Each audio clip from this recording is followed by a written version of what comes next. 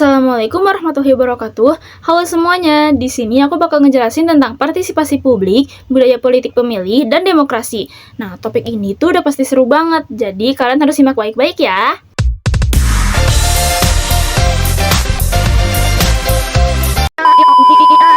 Demokrasi perwakilan atau biasa kita sebut sebagai representative democracy adalah sebuah hal yang udah gak bisa kita elak dalam negara modern. Tapi kalian sadar nggak sih, semakin berjalannya waktu, public trust itu kepada elected officials itu udah semakin menurun.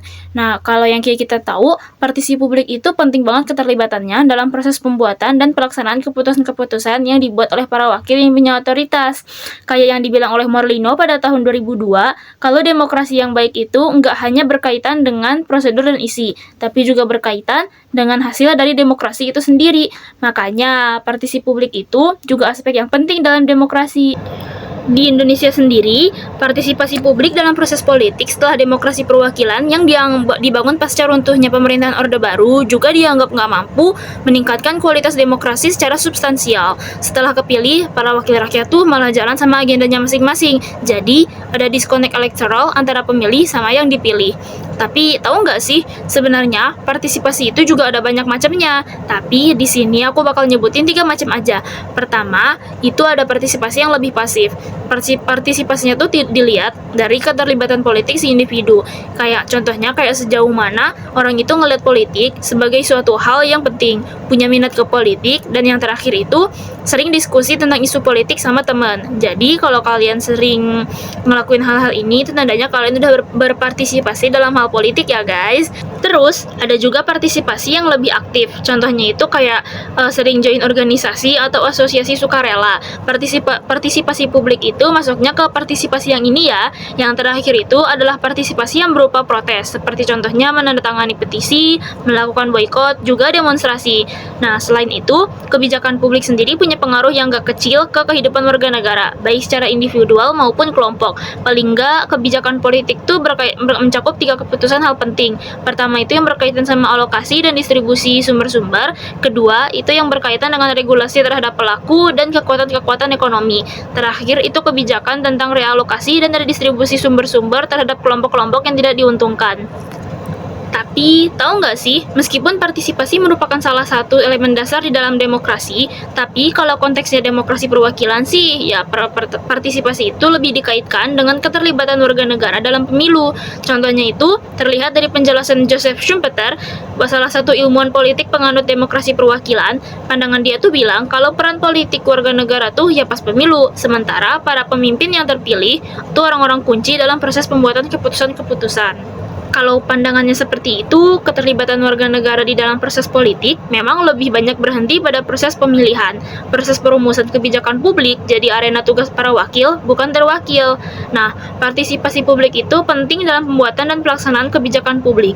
Dan hal ini sering dikaitin dengan realitas tentang penurunan pandangan bahwa para wakil di lembaga perwakilan politik udah nggak mampu menjalankan fungsinya. Kelihatan dari menurunnya tingkat kepercayaan atau trust dari terwakil pada para wakil. Penurunan trust ini tuh berkaitan dengan kinerja perekonomian suatu pemerintahan. Tapi yang disorot itu nggak sampai situ aja.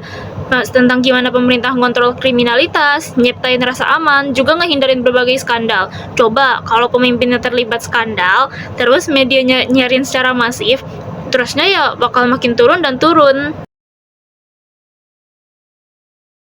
Suatu pemerintahan itu bisa dibilang responsif kalau mereka mengadopsi policies that are signaled or preferences by citizens. Sebagai pemberi mandat, rakyat bertindak sebagai prinsipal, nggak hanya berhenti memberikan suara atau dukungan pas pemilu. Mereka juga punya hak buat menerima pertanggungjawaban dari anggota DPR atau DPRD yang bertindak sebagai agen itu. Nah, sekarang masalah baru. Jatuhnya pemerintahan Orde Baru nggak serta-merta bakal diiringi proses demokratisasi. Salah satu alasannya tuh karena kejatuhannya nggak diiringi sama kehancuran basis politik pemerintahan Jenderal Soeharto tersebut. Nah, kalau dilihat dari sisi prosedural, perubahan ke arah menuju sistem politik yang lebih demokratis memang udah terjadi. Syarat minimal demokrasi yaitu partisipasi dan kontestasi itu udah terpenuhi. Dua hal ini tuh yang paling mendasar untuk pengembangan sistem keterwakilan politik yang lebih baik. Oh iya, dua hal ini juga yang bikin perubahan, yaitu adanya aktor-aktor baru di arena politik, baik di tingkat nasional ataupun lokal.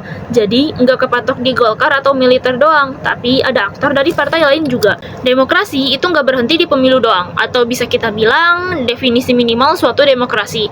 Demokrasi juga menuntut pertanggungjawaban dari para wakil atau representatif kepada yang diwakili atau represented. Demokrasi itu menuntut adanya kesempatan atau opportunity kepada semua pihak, termasuk adanya kesempatan rakyat buat berpartisipasi dalam semua proses politik. Kalau konteksnya gini sih, berarti ya demokrasi Indonesia tuh dibilang masih belum kuat lah ya. Ikut serta dalam pemilu tuh adalah salah satu bentuk partisipasi politik minimal warga negara. Karena melalui pemilu lah kita dapat nentuin nasib negara kita sendiri. Kalau dibandingin sama negara yang udah mapan demokrasinya, tingkat partisipasi di negara kita itu udah cukup tinggi. Namun kekecewaan terhadap demokrasinya udah lama muncul. Mengikuti pemilu tuh emang urusan pribadi. Begitupun dengan pilihan masing-masing ataupun golput. Tapi hal ini bisa dianggap sebagai selfish loh. Apalagi yang golput, bisa jadi mereka emang uninformed citizens, tetapi kalau konteks demokrasi yang partisipatoris, hal ini bisa munculin masalah, yaitu melahirkan sikap apatis yang akhirnya bisa mengarah ke sikap nggak peduli atau ignorance terhadap masalah politik. Nah, makanya kalian pasti sering banget kan denger teman kalian ngomong, gue mah nggak peduli sama politik, toh itu nggak ngaruh ke kehidupan gua. Kalau kalian mau tahu, hal ini tuh dipengaruhi juga sama apa yang dilakukan para wakil akibat adanya disconnect elektoral.